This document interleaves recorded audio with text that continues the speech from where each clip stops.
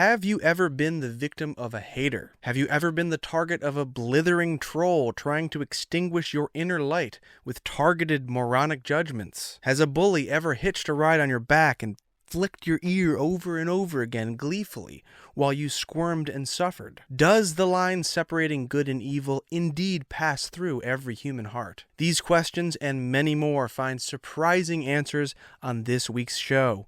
Welcome to Sittin' with Jimmy.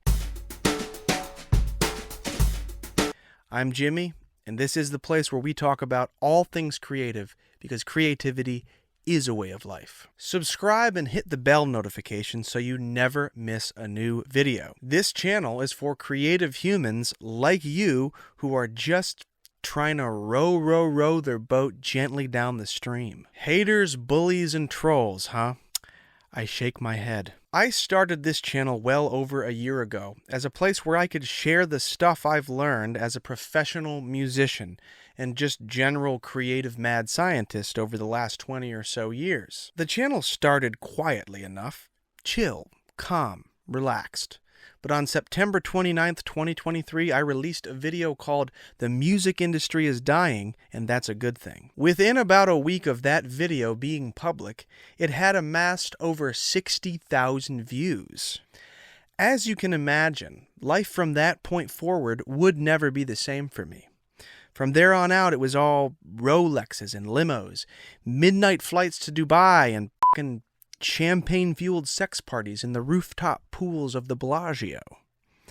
No, totally kidding. Nothing changed, except I learned that I had for the first time in my life crossed the online hater threshold that up until that point I had no idea even existed. The online hater threshold is set at 10,000 views in my estimation. Once a video gets 10,000 views, the haters notice, and they start storming and swarming, like the Uruk-hai around Helm's Deep in Lord of the Rings. It's exactly the same, there's no difference. So some comments started rolling in that were severely mean-spirited and barbed with bitterness. It didn't help that the vast majority of comments were positive either. I'd scroll past several dozen super positive, encouraging words and then just get sideswiped by some nasty bullshit. I had never experienced that feeling of vulnerability before, and it really scared me. It felt like I was, in a sense, naked, facing the world, and saying, "Here I am. Ta-da!" I found myself trying to reason with some of these mean-spirited folks in the comments, and quickly found that they seemed to be, at best, deliberately mischaracterizing what I had said, and at worst, projecting a totally distorted version of it back onto me. In other words, there was no common ground or understanding to be reached. I was in a closed loop of negative energy, an Ouroboros of sanctimony, an Asherian stairwell of hatred and judgment. So I Googled how to deal with haters online, and what I found was a video called "How to Deal with Haters," which was published by clinical psychologist Orion Terabon, who I liked right away simply because his name sounded like a Star Wars character.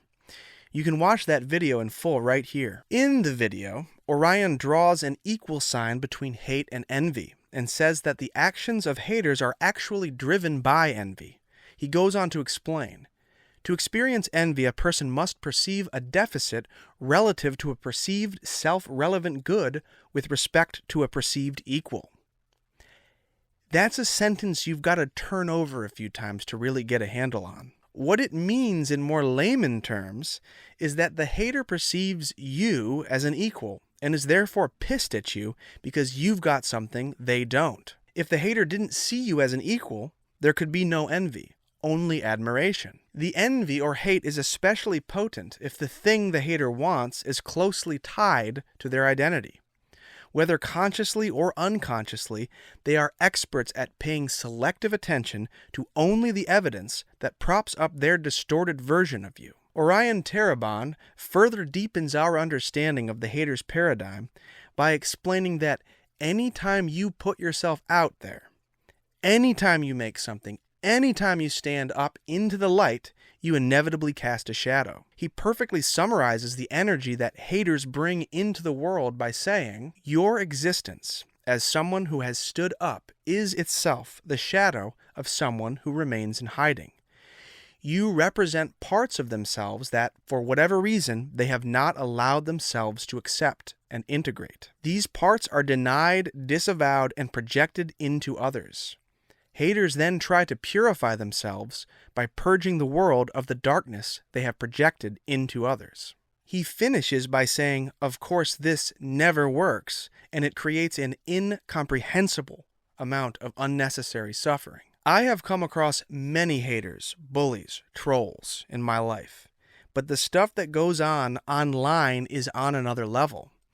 There are some serious monsters out there. Social media has given a virtually consequence-free platform to people who are animated by a spirit of bitterness that seeks to destroy the world. This spirit turns what should be a remarkable tool for the unification of mankind into a big, stupid hammer for nails. When you try to be a creative force in a world populated by those who want to tear it down, you will attract haters. It's just that simple. The only way they win is if you allow yourself to get pulled down into their vibrational field and become one of them.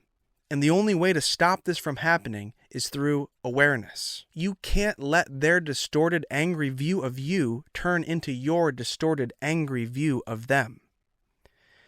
This means learning the difference between discernment and judgment. Discernment is a pillar in the house of creativity, and judgment is the wrecking ball that flattens the house to the ground with you inside of it. Anytime you are pulled into the tide of sweeping judgment, anytime it feels just too damn good to be quote-unquote right on social media, understand you are participating in the erosion of the ground we all build our lives upon. Often having discernment will mean you don't get to win anymore. You don't get to tear down your fellow artists, your fellow humans. You don't get to get all high on the superiority pills everyone seems to be passing around and gorging themselves on these days. You start to understand that you are just as capable of misunderstanding and wrong action as any other human being. You are not separate from your fellow man. You are the hideous shadow drooling on your own shoulder. A lifetime spent striving for discernment instead of sliding into judgment opens an artist up to the higher truths around them. These truths, these higher vibrational fields, are the brushstrokes, the melodious notes, the architecture, the intrinsic beauty of all great art. Your creativity dies in judgment. Believe that. Anytime you see one of your fellow artists putting themselves out there on the line to express themselves, however imperfectly, through art, root for them. Wish them well. When you do, you are rooting for yourself. In closing, I turn to one of the most important cinematic achievements of all time.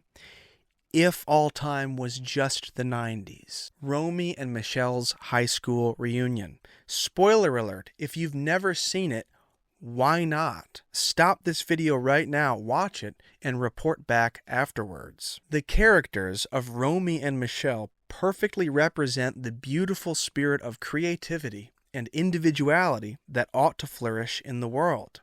Michelle, who just may be a genius fashion designer, represents the pure creativity of the right brain, while Romy represents the more organized, practical left brain that brings balance to Michelle's brilliant whims.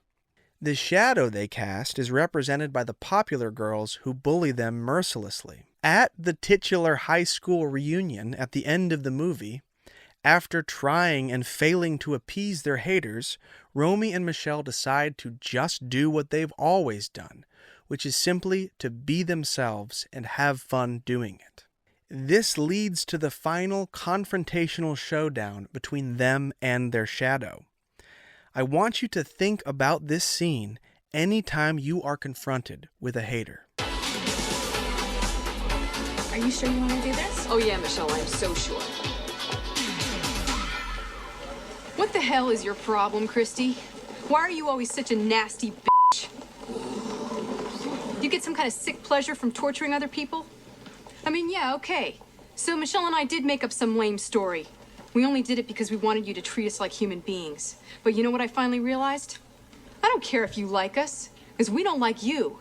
You're a bad person with an ugly heart, and we don't give a flying fuck what you think. Now look, I don't want you to confront your hater in the way Romy and Michelle confront theirs. I mean, you wouldn't do that anyway, given how discerning you are. I do, however, encourage you to really reflect on the deeper metaphorical meaning of this scene. Romy and Michelle's creative genius and joy only became threatened when they were pulled into the judgmental tide of their haters. They save themselves by being themselves, fully, regardless of judgment. Haters, trolls, and bullies are only defeated by your complete heart and soul rejection of the ugliness they seek to throw onto you and the world. What that means practically for you as an artist is something you'll just have to discern for yourself. Thank you so much for watching this video. Thank you for subscribing and for sharing your thoughts with me in the comments. I really enjoy it. I hope you guys are flourishing in your art. I hope that you are staying true to yourselves and putting good out into the world. Thank you so much. Subscribe, hit the bell notification. We got more videos coming. Love you guys. Thank you so much. We will see you next time.